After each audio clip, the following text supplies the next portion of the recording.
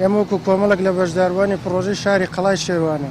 ئەم سکاڵایە دەخینە بەردەم بەڕێستان دژ بە بەڕێوەبەری کشیوە بەرهێنانی گەرمیان وەبەرهێنەری پرۆژەکە بەپێی ئەم خاڵانە ئەم خاڵە جەوەریانەی خوارەوە تۆمەتبارکردنی لایانی چاودێر بەڕێوەبەری کشیوە بەرهێنانی گەرمیان بە شێوەیەکی ڕاستەوخۆ بەرپرسیارە لەو قەدری لە کڕیاران دەکرێت چونکە باگەداری و بێدەنگی ئەوە بەرهێنەر هەستاوە بە گۆڕینی سیستەمی کارەبای زەمینی کە لە ماسەرپلانی پرۆژەکە داهاتووە بەستون تەل ئەمەش پێشەلکارێکی گەورەی ئەندازیاری و یاساییە. دوو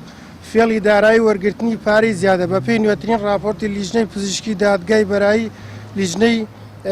پشکنینی دادگای بەرایی ڕزگاری کە خودی بەڕێوەبەراتی و بەرهێنانی گەرمیان واژووی کردووە ڕێژەی کارکردن لە یەکەکان 57 و بڕگە خزمەتگوزارەکان 5% لە کاتێکەوە بەرهێنەر بە زۆرە ملیە بە چاوپۆشی و بەرهێنانی گەرمیان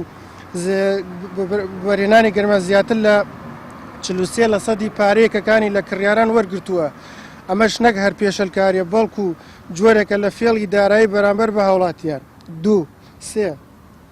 دواکەوتنی پرۆژەکە زیانی کرێنشینی پرۆژەکە دەبوو لە ڕێکەوتی 5/8 2024 ڕادەست بکرێت بەڵام بەهۆی کەمتەرخەمی و بەرهێنەر و بە هەڵوێستی و بەڕێوەبەری کشیوە بەرهێنانی گەرمیان کڕیار تووشی زیانی گەورە بوونەتەوە ناچار مانگانە بڕێکی زۆر پارەی کری خانوو بدەن.